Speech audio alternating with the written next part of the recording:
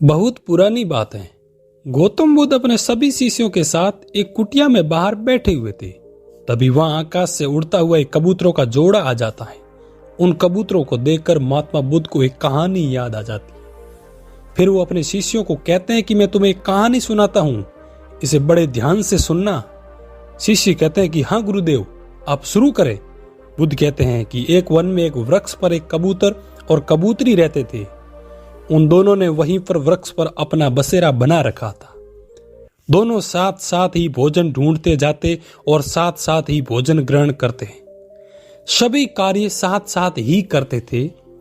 कुछ समय बाद कबूतरी ने उस वृक्ष की टहनी पर 3 अंडे दिए। वह रोज की तरह ही कबूतर और कबूतरी खाना ढूंढने चले जाते, लेकिन एक दिन खाने की तलाश में वो कबूतर बहुत दूर चले जाते हैं और उन्हें पता ही नहीं चलता। तभी उस वृक्ष के नीचे एक लोमड़ी भोजन की तलाश में आ जाती है। जिस वृक्ष पर कबूतरी ने 3 अंडे दिए होते हैं, फिर वो लोमड़ी ये सोचकर कि शायद खाने के लिए कुछ मिल जाए, वो पेड़ पर चढ़ जाती है। जैसे ही लोमड़ी ऊपर चढ़ती है, उसे कबूतर के 3 अंडे दिख जाते हैं। तो उन अंडों को देखकर खुश हो जाती है और उसके मन में लालच आ जाता है। वह सोचती है कि आज तो बहुत अच्छा खाना मिल गया। फिर वह तुरंत लपक कर उन अंडों को खा जाती है और वहां से चली जाती है। वही दूसरी तरफ कबूतर और कबूतरी को दूर चले जाने की वजह से आने से देरी हो जाती है। जब वो कबूतर का जोड़ा वापस आता है तो वो देखता है कि उसके अंडे तो उस पेड़ की टहनी पर है ही नहीं। पेड़ पर अंडों को ना देखकर वो दोनों बहुत परेशान होते हैं। वो कबूतर का जोड़ा पूरे वृक्ष पर, हर टहनी पर, पूरे जंगल में उन अंडों को ढूंढता है, पर उन्हें वो अंडे कहीं नहीं मिलते। वो समझ जाते हैं कि किसी जानवर ने उनके अंडों को खा लिया है। फिर वो दोनों बहुत दुखी होते हैं। दोनों को बहुत बुरा लगता है, उनका मन टूट सा जाता है। तब कबूतर ये निश्चय करता है और कबूतरी से कहता है कि अब वो घोंसला बनाएंगे और उसी में वो अपने अंडों को संभाल कर रखेंगे, ताकि फिर कभी कोई उनके अंडों को ना खाए। लेकिन तभी उसे ये एहसास होता है कि उसे तो घोंसला बनाना आता ही नहीं। उसने बहुत प्रयास किया, पर वो फिर भी घोंसला नहीं बना पाया। जब उसका हर प्रयास असफल हो गया, तभी उसने जंगल के सभी पक्षियों को बुलाया और उसने अपने दुख की घटना का वर्णन किया कि किस प्रकार उनके अंडों को कोई जानवर आकर खा गया, इसीलिए वो घोंसला बना रहे हैं। लेकिन समस्या यह है कि उन्हें घोंसला बनाना आता ही नहीं। वह सभी पक्षियों से कहते हैं कि कृपया आप सभी लोग मेरी घोंसला बनाने में सहायता करें। कबूतर की बात सुनकर सभी पक्षी उसकी मदद के लिए तैयार हो जाते हैं और फिर वो सभी ही कबूतर का घोंसला बनाना शुरू कर देते हैं। सभी पक्षियों ने कबूतर का घोंसला बनाना अभी शुरू ही किया था कि तभी कबूतर ने बोला कि अब वो घोंसला बना लेगा। उसने अब सब सीख लिया। उसने केवल उन पक्षियों के बताने के ढंग पर ही तय कर लिया था कि वो उनके बताए तरीके से स्वयं अपना घोंसला बना लेगा। कबूतर की बात सुनकर सभी पक्षी वापस चले जाते हैं। अब कबूतर ने स्वयं ही घोंसला बनाना शुरू कर दिया। उसने एक दिन का इधर उधर रखा, एक दिन का उधर रखा, लेकिन उससे घोंसला बना ही नहीं। तब उसे ये समझ आ गया कि वो अभी भी कुछ नहीं सीखा है। उसने दोबारा पक्षियों को मदद के लिए बुलाया। फिर से सारे पक्षी आ जाते हैं और फिर से कबूतर को घोंसला बनाने का तरीका बताते हैं और कबूतर का घोंसला बनाना शुरू करते हैं। कबूतर का अभी भी आधा ही घोंसला बना था कि कबूतर जोर से चिल्लाया कि तुम सब छोड़कर चले जाओ, मैं समझ गया हूं ये कैसे बनेगा। और फिर वो कबूतर बिना कुछ पूरी तरह सीखे ही उन पक्षियों को जाने के लिए बोल देता है। इस बार कबूतर की बात सुनकर सभी पक्षियों को बहुत क्रोध आ जाता है। सभी पक्षी भड़क जाते हैं कि क्या बार बार हमें बुलाता है, और फिर बिना पूरी तरह सीखे ही बीच में रोक देता है। सारे पक्षी तिनकों को वहीं पर छोड़कर गुस्से में चले जाते हैं। अब कबूतर फिर से आगे घोंसला बनाना शुरू करता है, लेकिन इस बार भी कई कोशिशों के बाद भी उसे घोंसला नहीं बना और वो घोंसले को पूरा नहीं बना पाया। तब कबूतर तीसरी बार फिर से उन पक्षियों को मदद के लिए बुलाता है, लेकिन इस बार एक भी पक्षी मदद के लिए नहीं आता है। तुम्हें सिखाने का कोई फायदा ही नहीं है, क्योंकि तुम ध्यान से सीखना ही नहीं चाहते हो। कबूतर पक्षियों की बात सुनकर समझ आता है कि सभी पक्षी उससे गुस्सा हैं और फिर वो कबूतर निराश होकर वापस आ जाता है और उसे एहसास हो जाता है कि उसे एक बार में ही ध्यान से सीख लेना चाहिए। बिना पूरी तरह सीखे सबको भगा देना उस पर भारी पड़ गया। अंत में महात्मा बुद्ध अपने शिष्यों से कहते हैं कि तब से लेकर आज तक उस कबूतर को घोंसला बनाना नहीं आया। उसकी एक गलती से उसे कुछ भी सीखने नहीं दिया और जिसका परिणाम हम सब देख रहे हैं। और अपनी कहानी को खत्म करके बुद्ध अपने शिष्यों को कहते हैं कि क्या तुम सबको समझ में आया कि मैं इस कहानी से तुम्हें क्या बताना चाहता हूं? तभी सभी शिष्य कहते हैं कि हाँ गुरुदेव, हम ये समझ गए हैं कि किसी भी चीज को जब तक कि आप अच्छे तरीके से सीख न लें तब तक उस पर ध्यान से प्रयत्न करते रहना चाहिए। जल्दबाजी नहीं करनी चाहिए। जल्दबाजी से हमारा ही नुकसान है। यदि हम जल्दबाजी करते हैं तो सिखाने वाला भी हमें नहीं सिखाता है और बीच में ही छोड़ देता है। तब हम कुछ भी नहीं सीख पाते हैं, जिसका नुकसान हमें आज नहीं तो कल जरूर होता है। और तब हम अफसोस करते हैं कि हमें वो सीख लेना चाहिए था। इसीलिए हर चीज, हर काम को हमें निष्ठा और प्रेम से सीखना चाहिए। इस कहानी से गौतम बुद्ध हमें ये समझाना चाहते हैं कि जो काम हम अच्छे से नहीं आता उसे हमें किसी की मदद से पूरी तरीके से ध्यान से सीखना चाहिए।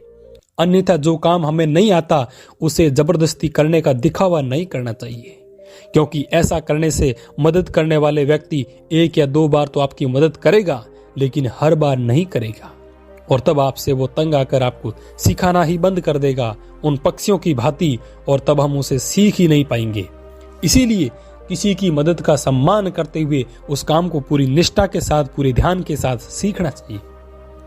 जब तक कि आप उसमें पूरी तरह से निपुण ना हो तभी आप कुछ सीख पाएंगे। एक बार की बात है, बहुत समय पहले की बात है, एक आश्रम में एक बहुत ही प्रतापी संत रहते थे।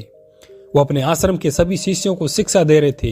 वो रोज अपने आश्रम में अपने सभी शिष्यों को ध्यान के बारे में बताते थे, ज्ञान के बारे में और नई नई चीजों के बारे में बताते रहते थे।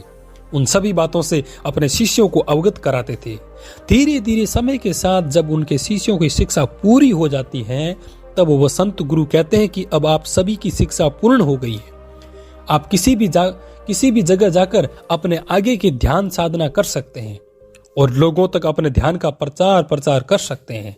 सभी शिष्य एक एक कर गुरु से आज्ञा लेकर अपने अपने मार्ग पर निकल जाते हैं। कुछ साल बाद गुरु सोचते हैं क्यों न उन सभी शिष्यों में से एक बार फिर से जाकर मिल जाएं, देखा जाए कि वो अपनी शिक्षा का किस प्रकार प्रयोग कर रहे हैं, कहीं वो किसी गलत मार्ग पर तो नहीं चल रहे हैं। एक बार जाकर ये देखना चाहिए और सोचकर गुरु अपने शिष्यों को ढूंढने निकल जाते हैं। एक एक करके वो अपने सभी शिष्यों से मिलते हैं और ये देखते हैं कि सभी शिष्य सही मार्ग पर चल रहे हैं, अपने ज्ञान का सही प्रचार कर रहे हैं। वो बेहद खुश हो जाते हैं और वो उन शिष्यों से मिलकर बेहद संतुष्टि प्राप्त करते हैं।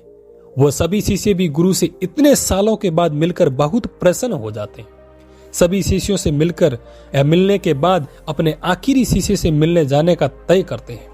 तभी उन शिष्यों में से एक शिष्य गुरु के पास आकर बताता है कि गुरुदेव, उस शिष्य ने तो घर त्याग दिया है। वो जंगल में एक आश्रम में सन्यासी बनकर रहता है और साथ ही वो कठोर ताप जाप करता है। शिष्य की ये बात सुनकर गुरु बहुत प्रसन्न हो जाते हैं। वह शिष्य से मिलने के लिए निकल जाते हैं। गुरु अपने उस शिष्य की परीक्षा लेने के लिए एक सुंदर स्त्री का वेश धारण कर लेते हैं और उस जंगल में शाम के समय पायल की आवाज समसम करते हुए उस शिष्य के आश्रम की तरफ बढ़ जाते हैं और आश्रम के भीतर जाकर देखते हैं कि एक संत बाबा साधना में लीन होकर बैठे हैं। वह स्त्री उन बाबा के पास चली जाती है और उनके समीप जाकर अपनी पायल और सूड़ी की समसम की आवाज करने लगती है। वो आवाज सुनकर बाबा आंखें खोल देते हैं तो उनके सामने एक सुंदर सी स्त्री खड़ी हुई थी। वो जितनी सुंदर थी उतनी ही आकर्षक लग रही थी। वो स्त्री बाबा की आंख खुलते ही बाबा के समक्ष हाथ जोड़कर खड़ी हो जाती है और कहती है कि बाबा, मैं बहुत ही परेशान हूं। मैं यहाँ पर अपने कुछ सहेलियों के साथ मेले घूमने आई थी, लेकिन अचानक ही आंधी और तूफान आ गया और मैं उनसे बिछड़ गई। सभी की सभी न जाने किधर चली गई और मैं अकेले यहाँ पर फंस गई हूँ और भटकते भटकते इस जंगल में आ गई हूँ। अभी भी मौसम बहुत खराब है और कुछ ही देर में अंधेरा हो जाएगा। मेरी आपसे विनती है कि आप मुझे आज रात यहीं आपकी कुटिया में रुकने की इजाजत दें। आपकी बहुत कृपा होगी। ये सुनकर वो बाबा कहते हैं कि अरे पागल, क्या ये कोई पाठशाला है? ना कोई धर्मशाला है। ये तो मेरी बस एक कुटिया है और इस कुटिया में तो केवल संत फकीरों का आसन लगता है। इसमें हम सभी संत फकीर भोजन करते हैं, माला फेरते हैं, अपने शरीर की साधना करते हैं। यहाँ पर औरतें काम नहीं करती। तुम कहीं और जाकर अपना ठिकाना देखो, यहाँ रहना तुम्हारे लिए उचित नहीं है। ये सुनकर वो स्त्री कहती है कि महाराज, अब रात होने को है, इस अंधेरे में जंगल में अकेले भला मैं कहां जाऊंगी? बस एक रात की तो बात है, आप मुझे यहां पर रुकने दीजिए, मैं सुबह होते ही यहां से लौट जाऊंगी। मेरे यहां रुकने से आपको कोई परेशानी नहीं होगी। यह सुनकर वो बाबा को सोचने लग गई और फिर कहते हैं कि ठीक है, तुम अंदर से मेरी माला लेकर मुझे दे दो और अंदर कुटिया में जाकर विश्राम करो। मैं आज बाहर की तरफ ही रुक जाता हूं। ध्यान रहे, सुबह होने से पहले तुम बाहर नहीं आओगी और अंदर से दरवाजा बंद कर लेना, अंदर की कुंडी लगा देना। वह स्त्री गुरु को अंदर से माला लाकर दे देती है और बाबा उस स्त्री से ये बात बार बार दोहराते हैं कि तुम बाहर मत आना, वरना मेरी साधना भंग हो जाएंगी। वो स्त्री ठीक है ये कहकर कुटिया के भीतर चली जाती है और अंदर से कुंडी लगा लेती है और जाकर सो जाती है। देर रात तक वो बाबा आराधना करते हैं। उसके बाद में अचानक से उन्हें उस स्त्री का ख्याल आने लगता है जो कुटिया के भीतर है। उनके मन में उस स्त्री के प्रति सल आने लगता है। उनके कदम उस कुटिया की तरफ बढ़ने लगते हैं। वो आधी रात में जाकर उस कुटिया का दरवाजा खटखटाने लगते हैं, लेकिन स्त्री दरवाजा नहीं खोलती। ये देखकर संत बाबा क्रोधित हो जाते हैं। वो दरवाजा क्यों नहीं खोल रही है? फिर वो क्रोध में आकर एक हथौड़ा ले आते हैं और काफी देर मेहनत करने के बाद उस दरवाजे को तोड़ने में सफल हो जाते हैं। वो कुटिया के अंदर प्रवेश करते हैं, परंतु भीतर कुटिया में अंधेरा ही अंधेरा होता है। उन्हें कुछ भी दिखाई नहीं देता है। फिर वह संत जाकर दिया लाते हैं और दिए को जला देते हैं। दिए को जलाते ही जैसे ही चारों तरफ स्त्री को देखने के लिए नजर घुमाते हैं तो वह स्त्री कहाँ है? तभी वो संत बाबा ये देखकर हैरान हो जाते हैं। एक बहुत बड़ी दाढ़ी मूंछ वाला, बड़ी जटाओं वाला महाराज आंखें बंद करके माला फेर रहा है। कपटी संत ये देखकर सन हो जाता है कि उसकी कुटिया में उस खूबसूरत स्त्री की जगह ये महात्मा बैठे हैं। वो महाराज और कोई नहीं बल्कि उसके गुरु थे। वो स्त्री का रूप धारण करके अपने शिष्य की यानी उस संत बाबा की परीक्षा लेने आए थे। यह देखकर उस संत गुरु को अपनी गलती का एहसास हो जाता है और वह शर्म के मारे आंखें नीचे कर लेता है। तब उनका गुरु संत बाबा से यानी उसने शिष्य से कहता है कि तुम चाहते हो तो अपनी शिक्षा और ज्ञान का उचित प्रयोग कर सकते थे, लेकिन तुमने स्वयं के लिए गलत मार्ग चुना और खुद को उस मार्ग पर बढ़ने दिया, जिसका परिणाम यह हुआ कि तुम नजरें झुकाए खड़े हो। ये सुनकर उस शिष्य ने अपनी की हुई भूल के कारण गुरु से क्षमा मांगी और अपनी गलती का पछतावा करने लिए निकल गया। दोस्तों, हमें जो भी शिक्षा दी जाती है, हम अगर उसका अपने जीवन में सही तरीके से अनुसरण करते हैं तो हम हर असंभव काम को संभव कर सकते हैं। हम सब कुछ हासिल कर सकते हैं। इसीलिए हमें सदैव सही मार्ग अपनाना चाहिए और जो भी बातें हमें बताई जाती हैं उन्हें ध्यान से पूरा निष्ठा और भाव के साथ ग्रहण करना चाहिए। दोस्तों, ये थी कहानी। इस कहानी के माध्यम से आपको क्या सीखने को मिला? यदि आपने हमारे द्वारा बताई गई कहानी से 2 शब्द सीखे हैं तो हमें कमेंट बॉक्स के माध्यम से आप जरूर 2 शब्द लिखकर, 2 लाइनें लिखकर हमें जरूर बताएं, ताकि हमें भी लगे कि हमारे द्वारा बताई गई कहानी से 2 शब्द से आपके जीवन में भी परिवर्तन आ सकता है। और यदि दोस्त आपको वीडियो अच्छा लगा तो वीडियो को लाइक कर दीजिए और चैनल पर फर्स्ट बार हैं तो चैनल को सब्सक्राइब अवश्य कर दीजिए और बेल आइकन पर प्रेस कर दीजिए, ताकि आने वाले वीडियो का नोटिफिकेशन या कहानी हम जब से यूट्यूब पर अपलोड करें तो सबसे पहले आप तक पहुंचे। और ऐसे ही अपनी फैमिली के प्यार के साथ, अपनों के प्यार के साथ बने रहिए। मिलते हैं नेक्स्ट वीडियो में, तब तक बने रहिए।